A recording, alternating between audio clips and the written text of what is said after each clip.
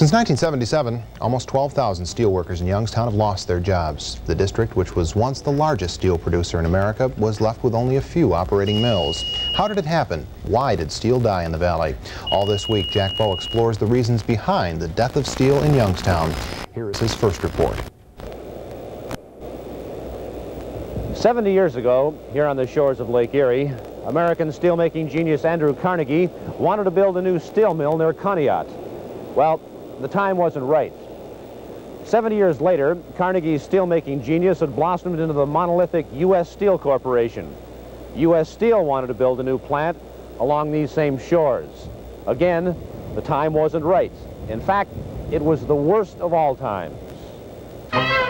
In those same 70 years, the Youngstown district rose from an obscure iron-making center to the world's third largest steel-making region, then quickly, dramatically died.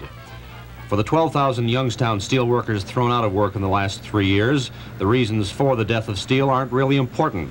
They don't put food back on the table or find jobs where there are none. But industry experts predict more Youngstown stories unless dramatic changes are made to make American steel competitive with foreign imports. We can't let the industry go under, and we want it to become competitive and modern as quickly as possible. And I don't think we owe the Japanese anything in that regard, and I think we ought to give our industry time to make that transition.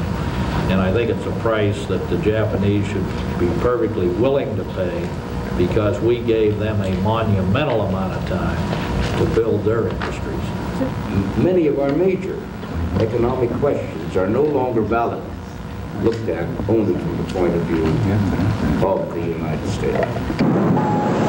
Commerce Secretary Klutznick and U.S. Steel Board Chairman David Roderick are both members of President Carter's Tripartite Commission on Steel, the Labor, Management, and Government Committee which drafted the President's new policy on steel. That policy attempts to correct the major problems which forced Jones & Laughlin and U.S. Steel to shut down forever their blast furnaces in Youngstown. Most agree the major factors leading to the death of steel in the Youngstown area are unfair foreign competition, failure of the industry to modernize, a federal tax policy which made unprofitable American steelmakers to reinvest in new facilities. Also, excessive labor demands and an environmental policy which forced industry to pay for pollution control rather than modernize. All this week, we'll be taking a look at the problems and new solutions for American steel. Tomorrow, this analysis. 100 miles across this lake, across from this point where neither Andrew Carnegie nor U.S. Steel could build a plant, is a new Canadian mill, one of the most modern in the world. And because of the Canadian tax breaks for steelmakers, the plant was paid for before the first ingot was poured. Jack Bowe, 33 Eyewitness News.